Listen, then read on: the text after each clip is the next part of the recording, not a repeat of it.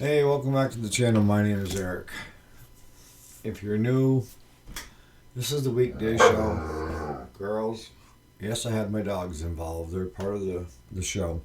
I have my weekday show. We kind of discuss things that I think are important to you or you need to know about. And then on the weekends, we kind of cut loose a little bit more. Sunday sermon, you know. And then during the day, I'll throw together a lot of times a tool talk or a shop talk type thing where I'm discussing tools and we're going to get into the specialty tools and how they're used and why you want to use them. Because a lot of people don't know. But somewhere, hopefully, because I have well over 300 videos already. If you're new to the channel, there's probably something there for you if you look through it. I've tried separating it and everything, but alright, so I see you guys enjoyed the welders and plasma cutter video yesterday. Because I thought I need to show the importance of where each is used. And you know, I grew up with a conventional welder, and I still have my original LinkedIn welder that I had on the farm. You know, you pull the plug and you set the heat ranges, and you know, you run 7018 because that's farmer rod. You can't go wrong with that. You know, it's an all-purpose, and you can get away with things with it. Now we can go more in depth on the the heat range and storage, and get into where my rod is hotter than your rod. Awkward, but we can have fun, right? So today, well, get back here.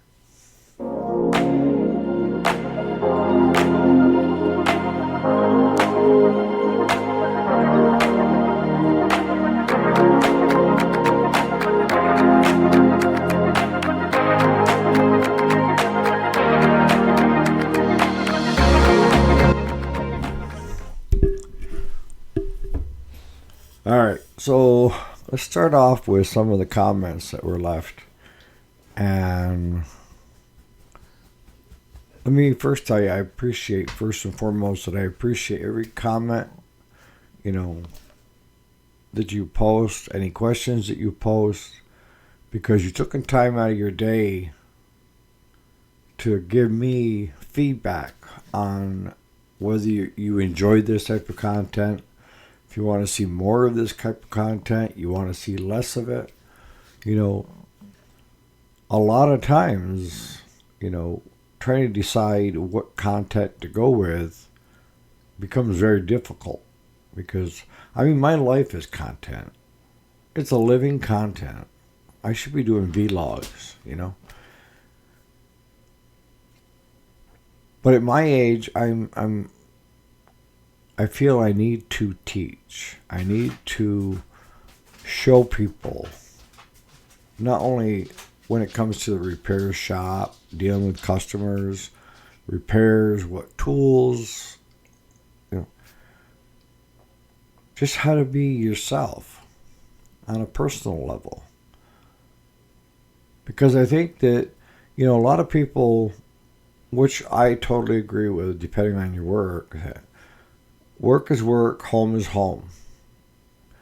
And I used to use that terminology when I worked to the mines because I felt that I did not want my wife and kids scared to death they're going to get that call that, I've been killed or hurt bad in a mining accident. And mining is right up there when it comes to hazard. You know that going in, that there is a possibility that either of those could happen. And like with anything in life, whether you're welding or using a grinder, or what you try to do is you try to minimize the risk. Okay, that's the key. You can't take away all the risk, but you can minimize it. And I don't know if I pushed it strong enough yesterday with the welders and plasma cutters of why it's important that your safety gear needs to come first, okay? Even before your tools. I'm serious. You know, you can't replace an eye. I mean, it'd be terrible if you lost your eyesight. But if you're using a grinder, bench grinder, hand grinder, and you're not wearing proper safety glasses, and when I say proper safety glasses, I'm not talking just your conventional lens with a safety. If you're grinding in any way, shape, or form, you really need the ones that protect the sides too, so that if a shard comes off, it can't catch your eye. Years ago, when I worked at the mines, I ended up going, Claude had it happen to him too as well. And that's why I'm emphasizing this with your eye protection. Is I've actually had to go to a doctor and have him, you know, an eye doctor, eye surgeon, have him look into my eye and then pull a piece of scrap or a piece of shrapnel that came off a grinder that was a bench grinder. And it was a piece of metal that come off of what I was grinding. So a lot of times when you hear me talk about stuff, I'm talking from having had it done or done it before and totally screwed up. And if you are around me very much, you'll know my little catchphrase of, you know, you need time to get experience, and experience of trial and error and finding the right way to do it, you have wisdom. And this channel tries to take the necessary time and experience and lower that a little bit so that you don't have to go through what possibly, you know, Travis or Jason or Amos or myself or Ed, you know, Bob, James. A lot of us old guys, you know, we lived it. And there are some things in life that you're going to have to live it and make your own way. But there comes a point in time in your life where you just start saying, all right, maybe I should have listened to the older guys. But what I'm trying to get at, it's about minimizing risk and having gone through it, or I've seen someone else go through it. And that's how we learn. Now, I don't like to single out people, but like Claude's grandson. He went to BOCES. He's a really good welder, okay? And when he went to work up to the mines in the mill as a mill repair.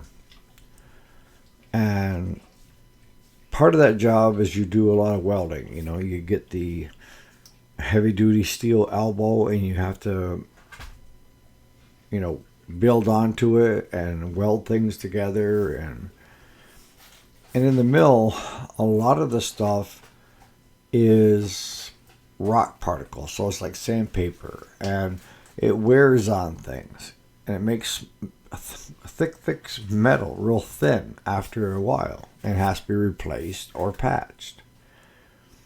And he had this one section that he had to grind with a hand grinder quick to do a good weld. And what he did was he jumped into there with the grinder, but without the proper clothing. Went to do just a simple grind so he could do a weld inside that box. And what happened next is he had like the, what do you call it, polyester type shirt on. And he didn't see a couple of the sparks, the slag come off and land on his shirt. And when it landed on his shirt, it ended up catching on fire. I mean, it literally, it burned so fast that his whole part of the chest and his arm just was molten cloth, this polyester crap or whatever that they make that's plastic or whatever. It went right into his skin. And he ended up going through months of struggling with the pain and the plastic, the shards, the cloth were embedded into his skin, his hair. He had to have grafts done on his arm. That all happened because he took one thing for granted. And because he'd grinded 10,000 times and never had any problems, but he always took the time to put his safety stuff on. You can't emphasize gloves if you're doing stuff where you have a higher pinch point, where you can hurt your fingers or pinch fingers, whether you're using a pry bar or especially on a wrench where you're trying to turn it hard. You need to have the proper gear on. And it's just like welding with regular gloves, To me, that's asinine, right? You're not minimizing risk, you're adding to the risk. Because if you have a pair of jersey gloves on and you're welding, which I've done before, laying on your back and you're trying to run a bead down through, where is those shards of metal going to come? Where are they going to go? Well, they're going to first land on your hand because, you're doing this with a stick. And then the rest of it's going to land right on your chest and around your face. But that's what today's video is going to be titled, is minimizing risk. That is something that we should be doing every day. You can't eliminate all risk. Not possible. Not unless you're Bubble Boy and they put you inside of a big plastic bubble. But then that could pop, right? But what I'm trying to get at with you guys and gals is that anything you approach in life, you need to look at it and say, is there a safer way to do it? And if there is, then isn't that better than cutting corners and taking a chance of losing an eye, catching on fire, busting fingers, busting an arm or a leg? It is to me.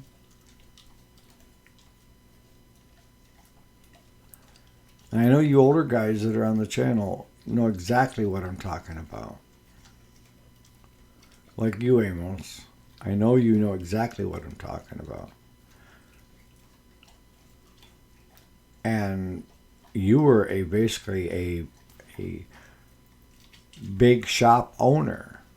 And that was part of it, is trying to minimize risk to my employees. And when you see an employee doing something that is putting themselves in harm's way, you need to stop them and correct them on how to do it the correct way.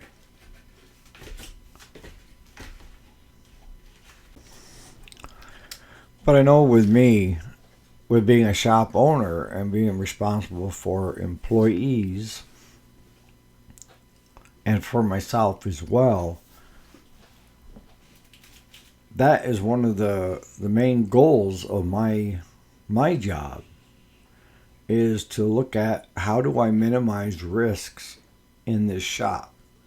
And that can be tripping hazards. Something not being picked up, or doing an oil change and getting oil on the floor and not putting any speedy dry down and having an employee walk and step into that and then slip and down they go.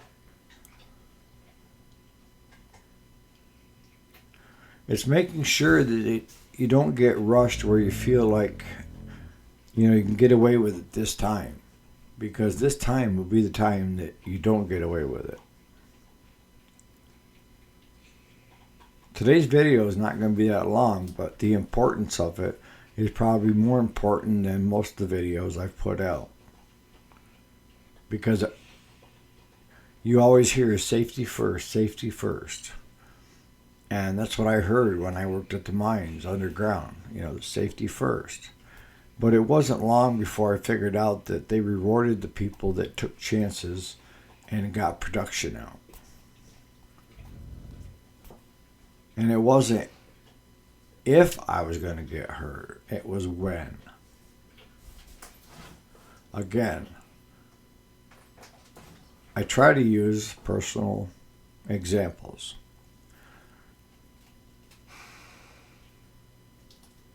Now, when I got hurt in the mines, I was what they called a long hole driller. And I would drill 4-inch holes from one level to the next level. So they were coming down like this. And it could vary from 50 foot to 250 foot. Okay? And one of my biggest shots, we call it a shot, was I had what they called the Cubex. And the Cubex could drill 360 degrees. I could go right around in a circle. But in this particular heading that I was in, because I would walk in and check things before I moved my equipment in. And if it needed more scaling, I would get the lift truck and go in and scale it. But this heading was, how do I put it? There was like this sixth sense. And I think most miners, the older guys, believe in this just like I do. That I had a sixth sense that said, don't move in yet. There's something not right. But I was seeing like little dust coming from the ceiling, the hanging. So I went up to the mine superintendent at the end of the shift and I told him, I said, look, there's something not right about that area back there, that it just gives me the heebie-jeebies. And he said, what can we do, Eric, to make it where you're comfortable to go in and drill? So I told him, I said, I really think that it needs to be pinned and screened.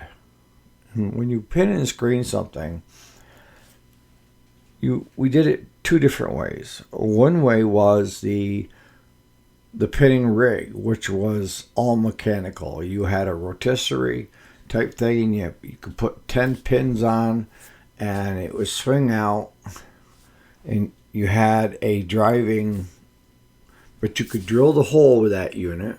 It's a small, like inch and a quarter hole. The drill would drop, spin it, and you would drive one of these pins that were 5 to 6 foot long right up in, and it had a plate on it. And if you were pinning and screening, you would take like the regular fence, the steel fence that you find that goes around your yards and stuff like that. It was screened like that, and you would put the screen on the pin and then lift the screen up and pin it so that the screen would catch any small pieces that were flickering instead of having it come down while you were drilling. And the other way was by hand with a jack leg. And I put in more pins than I ever cared to remember. But with a jack leg, you had to set the crow's foot, which had like 2 and then 1 in the back, all right? And it was air operated. And you had to keep it lubricated. It was a high viscosity oil, like you bar oil on chainsaws. And you would first take and drill the hole with a bit and a 5 to 8 foot steel on it. And then you take the drill off, and then you would set the pin, and then you would use the crow's foot air pressure and the hammering to drive it up in. Okay? There was that way, and then the other way was what we called the Swellex. And the Swellex, you pushed it up in, and then you were buckled onto a hand unit, and you pumped it up, and it would actually, like 1800 psi, it would swell that pin out and lock everything in. So there was like 3 different ways you could do pinning. But I had told the superintendent, I told him, I said, I just don't feel comfortable. So finally, against better judgment, I decided, maybe it's just me. So I had my loader man come in, get it all cleaned out from where they'd taken some pieces down. Got everything all moved in. The first day when I was drilling in there, I could see dust. And still unsure, but the second day I went in to continue drilling, because when you're drilling, you're causing a lot of vibration in the rock all the way around you. And my hair was on end on every inch of my body. There was something not right. And I was seeing like snowflakes all through that heading. And all I can remember is starting to run. And I was running because something fearful was going to happen, right? My sixth sense was kicked in at full tilt. And thank God it was. Because by running as fast as I could, because I had a large hole that was 200 feet deep on the back side of me. And I was drilling from that hole back. And so I started running towards the back to get out towards the main heading. And I got just about clear of it when it let loose. And it smashed my helmet, my light. But the chunk ended up being 6-7 foot thick. And it smashed that rig. Smashed her right to the ground. And if you want to believe in God, in Jesus, that's how you become a true believer. Because somebody was there and got my ass out of there. Now, did I have to go through surgery on a total reconstruction of my shoulder, spinal fusion? Yeah. Have I still got blown discs in my back? Yeah. But I'm alive. I'm still kicking. So we're going to start wrapping this up. So again, what you need to do is minimize as much risk as you possibly can. You can't get rid of all the risk. There's always going to be a risk, and when everything you do, whether it's cooking a pie or barbecuing or at the shop. But don't just go along with the slogan of safety first and then just totally disregard it. You have to think safety.